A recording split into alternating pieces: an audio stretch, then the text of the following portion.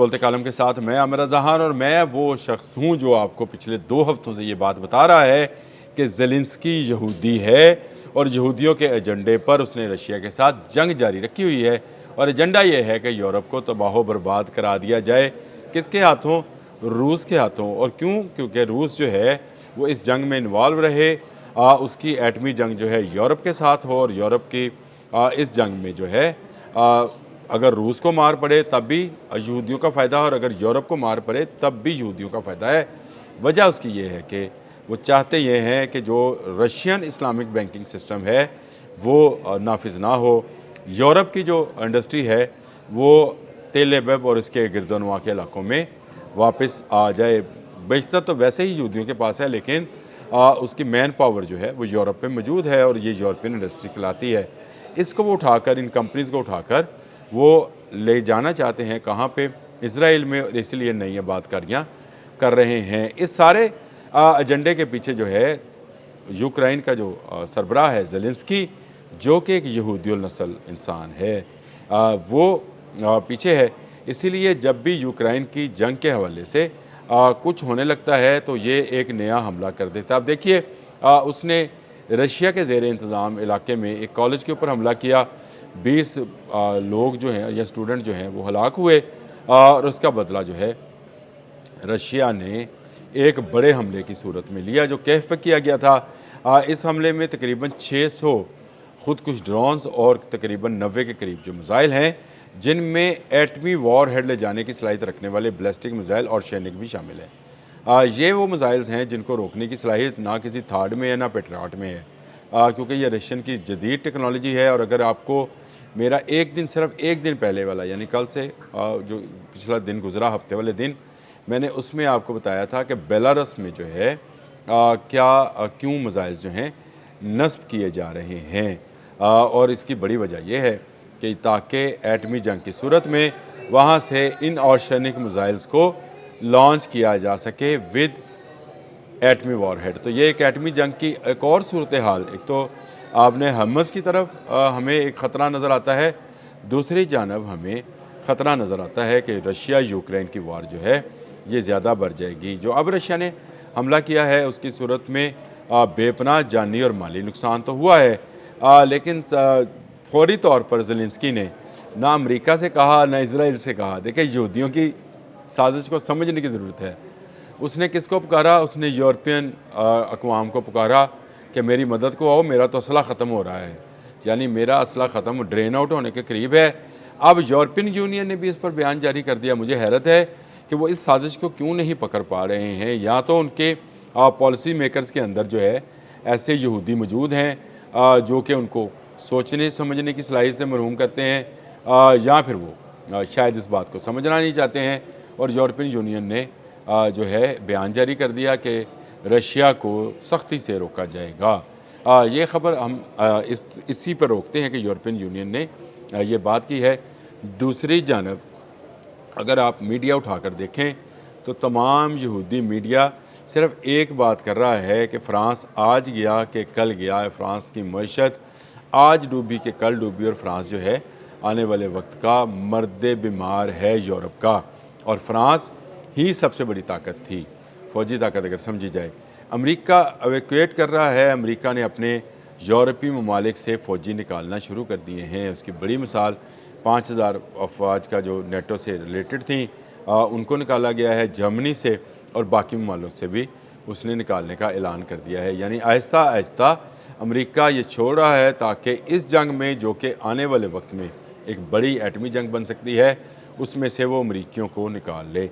इससे अगला कदम क्या होगा? इससे अगला कदम होगा कि अमेरिकी कंपनी से कहा जाएगा कि वो यूरोप में अपना कारोबार बंद करें, इसको ले जाएं यूनाइटेड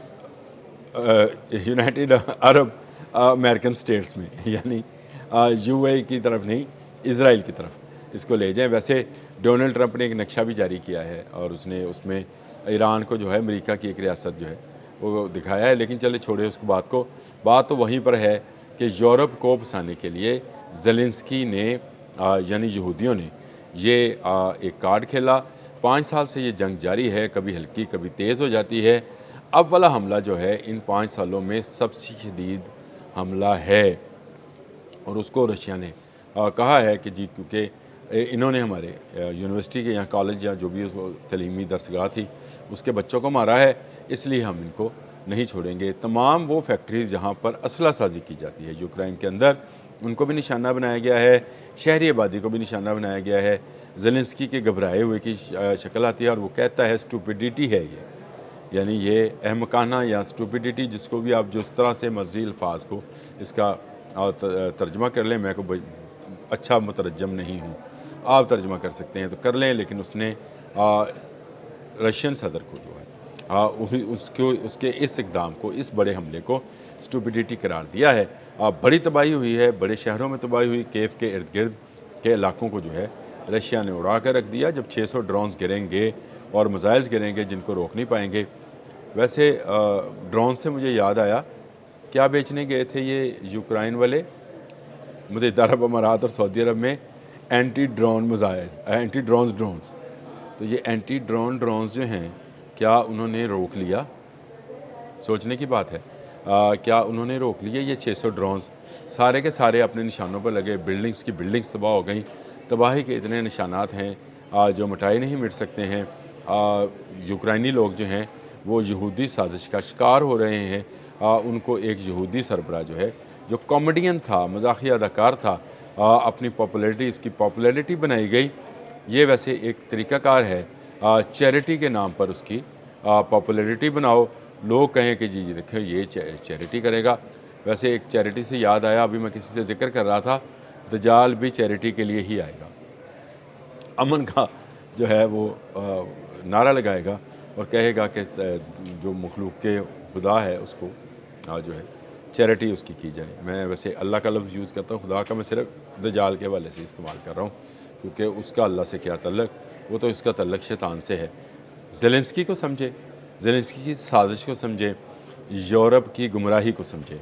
यूरोप इस जंग में इन्वॉल्व होने जा रहा है, अमेरिका अपनी फ़ौजें निकाल रहा है, इज़राइल दूर रह जाएगा। रशिया यूक्रेन वॉर जो है ये एटमी जंग की तरफ जा रही है, आहिस्ता आहिस्ता ही सही जाती नज़र आती है। और सैनिक मिसाइल चलने का मतलब ये है कि इस रवायती हथियार लेकर आया था तो फिर ये एटमी हथियार भी लेकर आ सकता है। और इसकी सबसे बड़ी खूबी ये है कि इसको रोका नहीं जा सकता, आवाज़ की रफ्तार से 10 गुना तेज़ रफ्तार स्पीड है, लेकिन ये फ़ज़ा में ख़ुद को कोई मिसाइल लगने से पहले ही अपने वॉर हेड्स लॉन्च कर देता है, जो इससे भी ज़्यादा स्पीड में ज़मीन के मुख्तलिफ़ हिस्सों की तरफ जाते हैं। और सैनिक जदीद टेक्नोलॉजी का हामिल मिसाइल है, जिसका जो पेट्रियट है मुकाबला नहीं कर सकते। पेट्रियट आपने देखा कि वो ईरानी बैलिस्टिक मिसाइल्स को भी रोकने में नाकाम रहा और ईरानी ड्रोन्स को रोकने में भी नाकाम रहा। अब ज़ेलेंस्की शोर डाल रहे हैं, भाई तो अमेरिका को कहो पेट्रियट आपने उनसे लिए थे, अमेरिका से कहो कि वो आपको पेट्रियट दें, वो बनाने वाले हैं। अमेरिका के पास खुद अपने पेट्रियट मुकम्मल नहीं है और 20% से ज़ायद जो है कहते हैं कि जी उनकी जो बैटरीज़ हैं वो ख़त्म हो चुकी हैं और वो अब इस काबिल नहीं है किसी दूसरे मुल्क को भी दे सकें, इसीलिए उन्होंने ताइवान को भी इनकार किया था। ये वो सारे मामलात हैं जो कि जिनका ज़िक्र मैं सिर्फ़ इसलिए करता जाता हूँ, मैं सिर्फ़ आपके नॉलेज में देता जाता हूँ कि भाई संभल के रहें। ये जंग जो है, जो यूक्रेन रशियन वॉर है, इसमें यूरोपियन अक़वाम की तबाही नज़र आती है। यूरोपियन अक़वाम की तबाही से मुराद हमारे बहुत सारे भाई वहाँ पर जो हैं मुस्तक़बिल यूएई के बाद यहाँ से इकट्ठा करके यूएई और अब यूएई से इकट्ठा करके यूरोप, जहाँ भी चले जाएं आप तबाही से बच नहीं रहे हैं, आप तबाही में ही दाखिल हो रहे हैं। एक तरफ मिडल ईस्ट में तबाही है, दूसरी तरफ यूरोप में तबाही है। बचेगा कौन? अमेरिका और इज़राइल। ये है वो प्लान जो कि जिस पर अमल दरामद शुरू हुआ। ज़ेलेंस्की यहूदियों का एक सहूनी मोहरा है, पपट है, जो कि यूरोप और रशिया को आपस में एटमी जंग के दहाने तक लेके जाएगा। कब ले तक जाएंगे ये, आज जाएं कल जाएं, सुलह तो होने वाली नहीं है। ये इसी तरह से जंग जारी रहेगी, लेकिन बहुत जल्द आपको नज़र आएगा कि ये जंग एटमी जंग में तब्दील होगी। अभी इसमें फ़्रांस और बरतानिया ने दाखिल होना है और उसके बाद रशिया ने इनके दर पे होना है। अगला व्लॉग मिडल ईस्ट पे करूँगा, लेकिन ये बड़ा ज़रूरी था कि आपको बताता जाऊँ कि भाई ज़ेलेंस्की यहूदी है और यहूदी साजिश का एक करिश्मा ये है कि वो यूरोप को तबाह करना चाहते हैं। अब तक के लिए इतना ही। अल्लाह हाफ़िज़।